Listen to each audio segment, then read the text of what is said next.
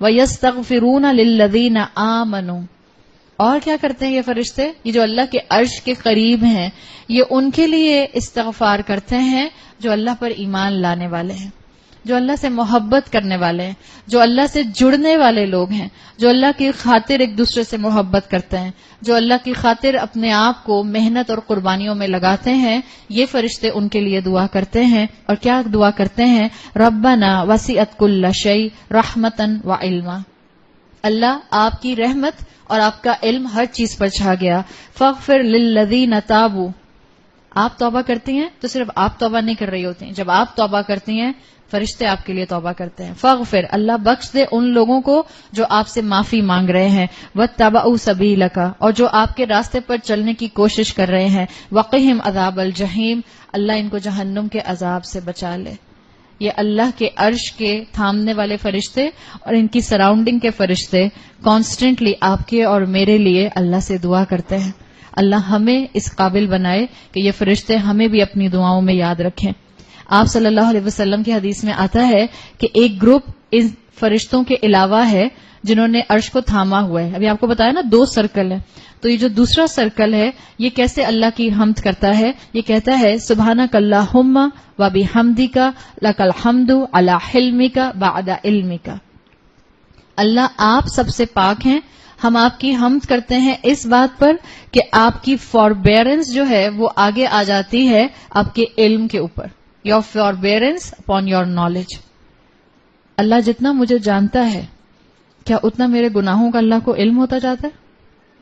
اللہ جتنا مجھے ان side out جانے گا اتنا میری کمزوری اللہ کے سامنے واضح ہو جائے گی، اور جتنی میری کمزوری اللہ کے سامنے واضح ہوگی ٹیکنیکلی اسپیکنگ کیا اللہ کو اتنا پتا چل جائے گا کہ میں اللہ کی بات کو جاننے کے باوجود اللہ کی فرما برداری نہیں کرتی. یہی ہوگا نا. تو ہونا کیا چاہیے تھا ان ریسپانس؟ انسانوں میں جو انسان بار بار آپ سے آپ کی معافی سنتا ہے، I'm sorry معاف کر دیں، I'm sorry معاف کر دیں. ایک دن آتا ہے لوگ آپ کی معافی کو پھر کوئی گھاس نہیں ڈالتے، وہ کہتے ہیں ان کو عادت ہے معافی مانگتی ہیں پھر غلطی کر دیتی ہیں. انسانوں کا حال کیا ہے؟ جتنا آپ کی غلطی کو جانے گا اتنا اس کی معاف کرنے کی صلاحیت کم ہوتی جائے گی. اللہ کا معاملہ کیا ہے؟ یہ فرشتے اللہ کی کیا کوالٹی بتا رہے ہیں؟ اللہ کی فوربیئرنس، اللہ کی برداشت، اللہ کی حلم، اللہ کے علم پر غالب آ جاتے ہیں. اللہ مجھے جانتا ہے میں کتنی گناہگار ہوں، اللہ مجھے جانتا ہے میں کتنی کمزور ہوں، اللہ مجھے جانتا ہے میں کتنی خطاکار ہوں. اس کے باوجود اللہ موقع دیتا ہے شاید میرا بندہ پلٹ آئے. اور اسی طرح سے یہ فرشتے دعا کرتے ہیں. کیا دعا کرتے ہیں؟ سبحانک اللہم و بحمدک لک الحمد علی عفوک بعد قدرتک. اللہ آپ کی مغفرت، آپ کا معاف کرنا آپ کی قدرت پر حاوی آ جاتا ہے. اسکالرز کہتے ہیں جو پہلا فرشتوں کا قول ہوتا ہے، یہ 2 گروپس ہیں فرشتوں کے جو کانسٹنٹ یہ اللہ کی حمد کرتے رہتے ہیں. جو پہلا گروپ ہے جو کہتے ہیں آپ کی فوربیئرنس آپ کے علم پر غالب آ گئی، یہ ہے دنیا میں اللہ کی صفت تمام انسانوں کے لیے. اللہ مشرک، کافر، زانی، شرابی، گناہگار، مسلمان، منافق، کافر سب کو جانتا ہے، ان سائڈ آؤٹ جانتا ہے. لیکن اللہ کا حلم غالب آ جاتا ہے اللہ کے علم کے اوپر، اور اللہ تمام انسانوں کو معاف کرتا رہتا ہے. اس لیے ہمارے ہر گناہ پر زلزلہ نہیں آ جاتا اور زمین میں دھنس نہیں جاتے. اس لیے ہمارے ہر گناہ پر ہمیں کوئی بیماری کا بیکٹیریا اٹیک نہیں کر دیتا. اس لیے ہمارے ہر گناہ پر اللہ ہمیں موقع دیتا ہے کہ ہم دوبارہ سے اللہ سے معافی مانگ کر اللہ کے راستے پر آنے کی کوشش کریں. اور اسکالرز کہتے ہیں کہ جو دوسری اللہ کی حمد کرنے والی کیٹیگری ہے فرشتوں کی کہ اللہ آپ کی معافی آپ کی قدرت پر حاوی آ گئی، یہ ہے مومنین کے لیے آخرت میں. اللہ جانے گا اور اللہ پوری اتھارٹی رکھے گا. اللہ العزیز ہے نا، اللہ پوری اتھارٹی رکھے گا کہ ہم گناہگاروں کو ہمارے گناہوں پر سزا دے دے، لیکن اللہ کی معافی سبقت لے جائے گی اللہ کی قدرت پر. لیکن یہ سب کے لیے نہیں ہوگا. دس از کنڈیشنل فار مومنین اونلی. وَكَانَ بِالْمُؤْمِنِينَ رَحِيمًا. اللہ مومنین کے ساتھ 99% زیادہ رحم کرنے والا ہے. قیامت کے دن 1% تو دنیا میں بھیج دیا، تو اللہ مومنین کے ساتھ اس کنڈیشن کو رکھے گا. آپ اپنے آپ کو اگر مسلم اور مسلم سے مومن بنانے کی کانسٹنٹ سٹرگل میں موجود ہیں تو یہ وقت ہے اللہ سے عفو مانگنے کا آخری راتوں کے اندر، آخری دنوں کے اندر کانسٹنٹ رسول اللہ صلی اللہ علیہ وسلم نے دعا سکھائی ہے، اللہم انک عفو کریم تحب العفو فاعف عنی. اللہ آپ کمپلیٹ سراپا معاف کرنے والے ہیں، اللہ آپ کو معاف کرنا پسند ہے، اللہ مجھے معاف کر دے. جتنی یہ دعا مانگ سکتی ہیں، جب یاد آئے بولنا شروع کر دیں، پڑھنا شروع کر دیں، مانگنا شروع کر دیں. بچوں کے سامنے ایک مرتبہ اونچی آواز میں بول لیں تاکہ اگر بچوں کو یاد نہیں آ رہا تو وہ بھی بولنا شروع کر دیں. یہ کرنا ہے، اس لیے آپ کو اور مجھے اللہ کی مغفرت اور معافی چاہیے. امام ابن القیم کہتے ہیں کہ یہ فرشتے جنہوں نے اللہ کے عرش کو تھاما ہوا ہے یا یہ جو اللہ کے عرش کی سراؤنڈنگ میں ہیں، یہ جانتے ہیں کہ اللہ کو ہماری ضرورت نہیں ہے. بالکل جیسے اللہ کو میرے روزے کی، میری عبادت کی، میرے قیام اللیل کی، میری معافی کی ضرورت نہیں ہے. دنیا کے سارے انسان مل کر اللہ کے فرما بردار ہو جائیں تب بھی وہ اللہ کی کبریائی میں کوئی اضافہ نہیں کر سکتے. اللہ جیسا ہے ویسا ہی رہے گا. دنیا کے سارے انسان اللہ کے نافرمان ہو جائیں، کوئی اللہ کی پوزیشن میں کمی نہیں کر سکتا. اللہ جیسا ہے اللہ ویسا ہی رہے گا. تو یہ جو عرش کے فرشتے ہیں یہ کہتے ہیں لِأَنَّ اللَّهَ غَنِيٌّ عَلِ الْعَرْشِ وَحَمَلَتْ. اللہ کے یہ عرش کے فرشتے، اللہ ان سے غنی ہے، اللہ کو اس مخلوق کی حاجت نہیں ہے. سورۃ حاقہ کی آیت نمبر 17 میں آتا ہے وَيَحْمِلُ عَرْشَ رَبِّكَ فَوْقَهُمْ يَوْمَئِذٍ ثَمَانِيَةٌ. اللہ جب اپنے عرش کے ساتھ آخرت میں جلوہ افروز ہوگا، اللہ انسانوں کے سامنے آئے گا تو 8 فرشتے اللہ کا عرش تھامے ہوئے ہوں گے. بعض احادیث سے پتہ چلتا ہے کہ 4 فرشتے اس وقت تھامے ہوئے ہیں، اور جب اللہ تعالیٰ قیامت کے دن انسانیت کے سامنے آئیں گے، ارواح کے سامنے آئیں گے، اس وقت وہ 8 فرشتے ہوں گے.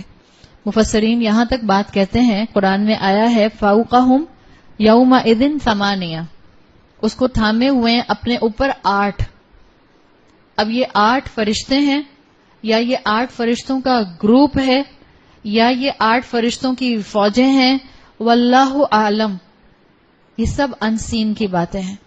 آپ نے اور میں نے انسین کی باتوں کو بحث کے لیے نہیں سننا ہوتا. آپ نے اور میں نے انسین کی باتوں کو سننا ہوتا ہے صحیح احادیث کی روشنی میں اور اپنے آج کے عمل کو بہتر کرنے کے لیے. یہی صحابہ کا مزاج تھا کہ علم حاصل کرتے تھے اپنے عمل کو بہتر کرنے کے لیے. غیب کے معاملات اللہ بہتر جانتا ہے. اللہ کے رسول صلی اللہ علیہ وسلم نے فرمایا، صحیح حدیث سنن ابی داؤد میں آتی ہے جابر ابن عبداللہ سے، آپ صلی اللہ علیہ وسلم نے فرمایا کہ مجھے اجازت دی گئی اللہ کی طرف سے کہ میں اللہ کے عرش کو اٹھانے والے ایک فرشتے کو ڈسکرائب کر سکوں. یا بعض محدثین کہتے ہیں کہ آپ صلی اللہ علیہ وسلم کو اس ایک فرشتے کو دکھایا بھی گیا معراج کے موقع پر، اور آپ نے فرمایا کہ ایک فرشتہ آؤٹ آف 8 جس نے اللہ کے عرش کو تھاما ہوا ہے، اس کا سائز اتنا ہیوج ہے، اتنا ہیومنگس ہے کہ اس کے جو کان کا یہ ایئر لوب ہے، یہ جو لوب ہوتا ہے کان کا، یہ یہاں سے لے کر اس کے شولڈر تک کا فاصلہ 700 سال کا ہے، 700 ایئرس کا ہے. آپ اور میں امیجن کر سکتے ہیں؟ آپ کا اور میرا ذہن کمپریہینڈ ہی نہیں کر پائے گا کہ مطلب واٹ از دس سائز. آپ امیجن کیجئے جب اللہ کے رسول صلی اللہ علیہ وسلم نے جبرائیل علیہ السلام کو غار حرا سے اترتے ہوئے دیکھا تھا تو کیا دیکھا تھا؟ آپ پورے ہورائزن پر چھائے ہوئے تھے، جہاں تک نظر جاتی تھی آپ کو صرف اور صرف جبرائیل علیہ السلام اور ان کے ونگز نظر آتے تھے، ان کے پر نظر آتے تھے. سو یہ اللہ کی مائٹی کریشن ہے. اصل میں بتانا کیا چاہ رہے ہیں اللہ تعالیٰ اس ساری انفارمیشن سے؟ جب اللہ کی مخلوق اتنی مائٹی ہے، جب اللہ کے عرش کو تھامنے والے فرشتے اتنے مائٹی ہیں، جب اللہ کا عرش اتنا مائٹی ہے، اور یہ وہ عرش اور وہ فرشتے ہیں جس کی اللہ کو حاجت نہیں ہے، اللہ غنی، اللہ غنی ہے، تو وہ اللہ کتنا مائٹی ہوگا، وہ اللہ کتنا طاقت رکھنے والا ہوگا، وہ اللہ اس وقت بھی کتنی طاقت رکھنے والا ہے. کبھی کبھی اپنے گناہوں کا انسان سوچتا ہے تو خیال آتا ہے اللہ کا بس چلے تو میری گردن مروڑ دے. خوف نہیں آتا گناہ کرتے ہوئے؟ کیسے وہ پاؤں گناہ کی جگہ پر لے جا سکتے ہیں، کیسے وہ ہاتھ گناہ میں انوالو کر سکتے ہیں، کیسے وہ آنکھیں اور کان گناہوں میں انوالو ہو سکتی ہیں کہ میرا رب اتنا قادر ہے. اللہ قادر علی کل شیء. جس وقت چاہے مجھے اندھا کر دے، جس وقت چاہے مجھے بہرا کر دے، جس وقت چاہے میری گردن مڑوڑ دے، اور جس وقت چاہے گناہ کی طرف چلتے ہوئے پیروں پر فالج گرا دے. ڈرتے نہیں ہے نا؟ انسان ظلومن کفورا ہے، بہت ظالم اور بہت ناشکرا ہے، اپنے رب کی حقیقت کو بار بار بھول جاتا ہے. تو جہاں تک اللہ کے عرش کی فزیکل پوزیشن تھی اس کا میں نے آپ کو بتا دیا. اللہ کے عرش کا جو سایہ ہے اس کے بارے میں بھی اگر آپ علماء کی کتابیں پڑھیں تو آپ کو پتہ چلتا ہے. آپ اور میں تو وقت اسی میں گزار دیتے ہیں کہ عید کے کپڑے ماریا بی کے خریدیں یا ثنا سفیناز کے خریدیں، سلک کلیکشن خریدیں یا کاٹن کلیکشن خریدیں، یا مکس کلیکشن خریدیں یا ایمبرائڈریڈ کلیکشن خریدیں. آپ اپنے ٹریڈیشن کو اٹھا کر پڑھیں. علماء اسکالرز کا وقت کہاں گزرا کرتا تھا؟ وہ حدیثوں کو کھنگال دیا کرتے تھے، کتابیں پڑھتے رہتے تھے. اس بات کے اوپر بھی کتابوں کی کتابیں لکھی گئیں احادیث کی روشنی میں کہ اللہ کا عرش کا سایہ is it a metaphor, is it a analogy, یا it's a factual shade, it's a factual ظل. یہ فیکچوئل شیڈ ہے یا چھاؤں ہے؟ اس کے اوپر بھی علماء نے بات کی ہے.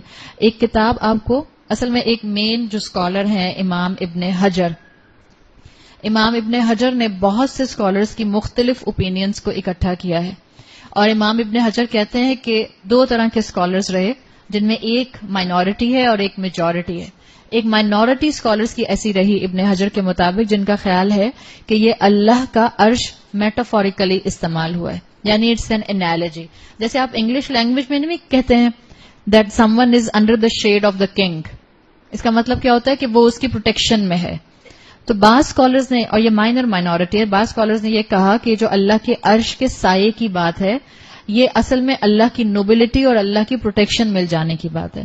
لیکن یہ بہت کم اسکالرز ہیں.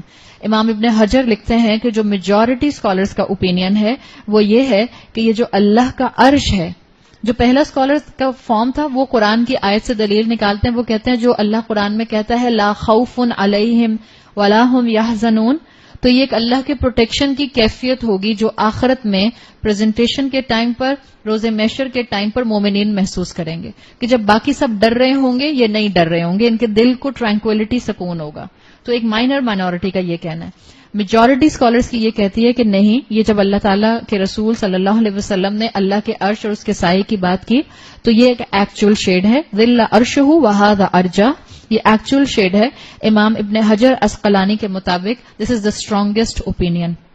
امام ابن حجر اسقلانی صحیح بخاری کی شرح لکھنے والے شروع کے اسکالرز میں سے ہیں. شرح کیا ہوتی ہے صحیح بخاری کی؟ ایکسپلینیشن آف دا حدیث. کسی حدیث کا متن پڑھ کے آپ اور میں اس قابل نہیں ہیں کہ ہم اس سے رول ڈیرائیو کر سکیں. اور ہم میں آج کل جو ہے وہ واٹس ایپ استاد، واٹس ایپ مفتی بننے کا بہت شوق ہو گیا ہے. خوب ہم یہاں سے وہاں احادیث فارورڈ کر رہے ہوتے ہیں بغیر اس علم کے کہ اس حدیث کے اندر سے کیا رولنگز نکلتی ہیں. تو علم حاصل کرنے والا انشاءاللہ ہم نے مزاج بنانا ہے. آپ صلی اللہ علیہ وسلم وہ واحد شخصیت ہیں جنہوں نے موت سے پہلے ٹیکنیکلی اللہ کے عرش کے سائے کو ایکسپیرینس کیا. آپ کو جب معراج کرائی گئی تھی، معراج میں آپ کو کہاں تک بلند کیا گیا تھا؟ سدرۃ المنتہا تک بلند کیا گیا تھا. آپ صلی اللہ علیہ وسلم نے اللہ سے کلام کیا تھا behind the veil, behind the حجاب. آپ صلی اللہ علیہ وسلم کے لیے علماء مفسرین یہ بات کہتے ہیں کہ آپ کو عرش کے ایکسپیرینس کو موت سے پہلے کرایا گیا. اور جہاں تک سوال ہے کہ کیا کسی انسان کو، کیا کوئی انسانوں کی کیٹیگری ہے جن کو عالم برزخ میں اس شیڈ کا مزہ چکھایا جاتا ہے؟ تو احادیث بتاتی ہیں عالم برزخ کیا ہوتا ہے؟ The time of your worldly death till the ساعہ ول اسٹارٹ. آپ کی موت سے لے کر قیامت کے شروع ہونے سے بیچ کا جو ٹائم سپین ہوگا وہ عالم برزخ ہے. جیسے اس وقت جتنے بھی لوگ اپنی قبروں میں موجود ہیں وہ کون سے عالم میں ہیں؟ عالم برزخ میں ہیں. یہ ایک جس کو آپ کہتے ہیں یہ بیچ کا ٹرانزیشنری پیریڈ ہے. اور عالم برزخ کا انسانوں کے اوپر امپیکٹ بالکل برحق ہے. احادیث اس کے بارے میں موجود ہیں. بالکل جیسے عالم برزخ کا معاملہ جو ہوتا ہے، کیا آپ نے احادیث سنی کہ جو گناہگار انسان ہوتا ہے اس کی قبر کے اندر ایک جہنم کا گڑھا بنا دیا جاتا ہے؟ ایک بات یاد رکھیے، یہ جو جہنم کا گڑھا قبر میں بنایا جاتا ہے یہ ایکچوئل جہنم سے بالکل مختلف ہے. ایکچوئل جہنم کی انٹینسٹی اس سے کہیں کہیں کہیں زیادہ ہے. Same is the case with the مومن. جب ایک مومن عالم برزخ میں ہوتا ہے اور اس کی قبر کے اندر جنت کی کھڑکی کھول دی جاتی ہے, اس کو جنت کا لباس پہنا دیا جاتا ہے, اس کو جنت کا کھانا کھلایا جاتا ہے, اس کو جنت کی خوشبو پہنچائی جاتی ہے, یہ ساری نعمتیں اس ایکچوئل جنت کے مقابلے میں کچھ بھی نہیں. ان دا سیم وے ایک کیٹیگری انسانوں کی ایسی ہوتی ہے, پہلے بھی تھی جب آپ صلی اللہ علیہ وسلم موجود تھے اور اب بھی ہوتی ہے, جن کو اللہ تعالی عالم برزخ میں اس اللہ کے عرش کے سائے کا مزہ چکھاتے ہیں. اور یقیناً یہ عرش کے سائے کا مزہ ایکسپیرینس کرنا یہ اس ایکسپیرینس سے کم ہی ہے جو وہ کب کریں گے, جب روز محشر میں تمام انسان بغیر شیڈ کے ہوں گے. اس پوائنٹ کو سمجھیں. آپ صلی اللہ علیہ وسلم کی حدیث آتی ہے, صحیح حدیث ابو داؤد میں, عبداللہ ابن عباس رضی اللہ عنہ سے آپ نے فرمایا, آپ نے صحابہ سے کہا جب کوئی تمہارا بھائی احد میں مارا جاتا تھا, احد یاد ہے غزوہ احد جس میں آلموسٹ مسلمانوں کو شکست ہو گئی تھی اور مسلمانوں کا مورال بہت کم ہوا تھا اس لیے کہ بہت مسلمان شہید ہوئے تھے. تو آپ صلی اللہ علیہ وسلم نے کہا کہ جب کوئی تمہارا بھائی احد میں مارا جاتا تھا اس غزوے کے اندر, تو تمہارے بھائی کو اللہ تعالیٰ یعنی جو شہید ہوتا تھا اللہ اس کی روح کو سبز پرندوں میں ڈال دیتا تھا اور وہ گرین برڈز جنت کے دریاؤں پر جاتی تھیں, جنت کے پھل کھاتی تھیں. اور آپ صلی اللہ علیہ وسلم نے فرمایا وَتَأْوِي إِلَىٰ قَنَادِلٍ مِّن ذَهَبٍ مُعَلَّقَةٍ فِي ظِلِّ الْعَرْشِ. اور ان پرندوں کے جو ریسٹنگ نیسٹ تھے وہ اللہ کے عرش سے لٹکنے والے سونے کے قندیل, جس کو آپ لالٹین نہیں کہتے ہیں, اس کے اندر وہ برڈز گرین برڈز جا کے پہلے جنت میں گھومتی پھرتی رہتی ہیں, پانی پیتی ہیں, وہاں سے کھانا کھاتی ہیں. اب آپ سمجھیں شہید is in the form of bird in heaven. شہید کے لیے واحد وہ کیٹیگری ہے, اور یہ وہ شہید نہیں ہے جس کے لیے آپ کہتی ہیں کہ شہید یہ بھی ہوتا ہے کہ جو اللہ کے راستے میں مارا جائے یہاں سے وہاں سڑک کراس کرتے ہوئے. یہ شہید کیٹیگری ہے اسپیسیفکلی قتال کی فارم میں شہید ہونے والا, دشمن سامنے موجود ہو اور اسلام کا جھنڈا بلند کرنے کے لیے میدان جنگ میں اللہ کی محبت میں اترنے والا. تو آپ صلی اللہ علیہ وسلم نے کہا کہ یہ جنت میں گھومتے پھرتے ہیں اور اس کے بعد یہ اپنے اس شیڈ کے اندر جو لیمپس لٹک رہے ہیں سونے کے, اس کے اندر آ کر آرام کرتے ہیں. پھر آپ صلی اللہ علیہ وسلم نے فرمایا فَلَمَّا وَجَدُوا طَيِّبَ بَاكِرِهِمْ, پھر وہ جنت کی خوبصورتی کو, اس عرش کی خوبصورتی کو, جنت کے مشروب کو ایکسپیرینس کرتے ہیں جو اللہ نے ان کو عطا کیا ہے. قالوا, اور پھر وہ کہتے ہیں مَن يُبَلِّغُ إِخْوَانَنَا أَنَّا أَحْيَاءٌ فِي الْجَنَّةِ, کوئی جا کے پلیز ہمارے پیچھے بھائیوں کو بتا دے جو جنت جو زندگی میں موجود ہیں, ہمیں اللہ نے یہاں زندہ رکھا ہوا ہے. دنیا میں ہم ان کے لیے مر گئے, وہ ہمارے لیے رو رہے ہوں گے مگر ہم زندہ ہیں. کوئی جا کر ہمارا یہ پیغام ہمارے بھائیوں کو ڈیلیور کرے. اور یہ کیوں ان کا کانسیپٹ اللہ کے رسول صلی اللہ علیہ وسلم کے ذریعے یہاں تک پہنچایا گیا, تاکہ ہمارے بھائی, تاکہ مومنین, تاکہ بعد میں اللہ کے رسول صلی اللہ علیہ وسلم کی امت میں عمل کے لیے آگے دوڑنے والے اور قربانیاں دینے والے ہمت نہ ہاریں, گھبرائیں نہیں. یاد رکھیں کہ اس راستے کا ریوارڈ بہت زیادہ ہے. کیا ہو گیا موت آ گئی تو, کیا ہو گیا کمزوری ہو گئی, کیا ہو گیا اگر تھوڑی سی نیند کم ہو گئی, کیا ہو گیا اگر خاندان والوں نے ٹیڑھی نظروں سے دیکھ لیا, کیا ہو گیا اگر فرینڈز نے فرینڈشپ چھوڑ دی صرف اس لیے کہ میں نے اللہ کی بات ماننی شروع کی تھی, کیا ہو گیا اگر اسکول میں مجھے اس بات پر بلی کیا گیا کہ میں نے اسکارف پہنا ہوا ہے, کیا ہو گیا اگر خاندان نے میرا مذاق اڑایا کہ میں نے سنت کے مطابق شادی کر دی. یہ سب تسلی کے الفاظ ہیں. اور پھر اللہ تعالیٰ کہتے ہیں, رسول اللہ نے کہا قال اللہ تعالی انا ابلغ عنکم, میں تمہاری طرف سے اس میسج کو پہنچاؤں گا. اور پھر اللہ تعالیٰ نے آل عمران کے اندر آیت نازل کی, وہ جو احد کے مقام پر احد کے بعد نازل ہوئی تھی, فانزل اللہ, تو نازل کیا اللہ نے, ولا تحسبن الذین قتلوا فی سبیل اللہ امواتا, جو اللہ کے راستے میں فوت ہو جائیں, جن کو موت آ جائے, ان کو تم مردہ مت سمجھو, بل احیاء عند ربہم, بلکہ وہ زندہ ہیں اپنے رب کے پاس, یرزقون, اور ان کو رزق بھی دیا جاتا ہے. کس سے ڈرتے ہیں؟ مرنے سے ڈرتے ہیں. آپ کو اور مجھے کون گولی مار دے گا اگر ہم اپنے خاندان کے اندر سنتیں زندہ کرنے کھڑے ہوں گے؟ آپ کو اور مجھے کون اسکول سے باہر نکال دے گا اگر آپ نے اور میں نے حجاب پہن لیا؟ اگر آپ نے اور میں نے آواز اٹھا دی اپنے اسکول کے اندر کہ فیئر ویل پارٹی میں میوزک کو بند کیجیے، اگر آپ نے اور میں نے آواز اٹھا دی اپنے اسکول، یونیورسٹی، ہائی اسکول کے اندر کہ ڈانس فلور مت بنائیے، اگر ہم نے اپنی اولادوں کی شادیوں پہ ڈانس فلور نہیں بنائے تو کوئی گولی مار دے گا، ہمیں قتل کر دے گا. اگر گولی بھی مار دے اور یہ ریوارڈ مل جائے تو گولی کھانا اچھا کر پسند فرمائیں گے آپ لوگ، یا آپ اپنے خاندان کی ٹیڑھی نظریں برداشت نہ کر سکیں گے؟ یہاں بیٹھ کے تو دل یہی چاہتا ہے مگر پھر بھی زبان سے نہیں نکل رہا. آپ سوچیں اگر یہاں زبان سے نہیں نکل رہا اتنا سننے کے بعد بھی، ہاں گولی مار دیں مجھے، گھر جا کے تو بالکل بھی نہیں نکلے گا. دنیا کھینچ لیتی ہے، دنیا ایک ورلڈ پور کی طرح ہے، دنیا کھینچتی ہے، اور آپ کو اپنے آپ کو کھینچ کے اللہ کی اطاعت کی طرف لانا ہے.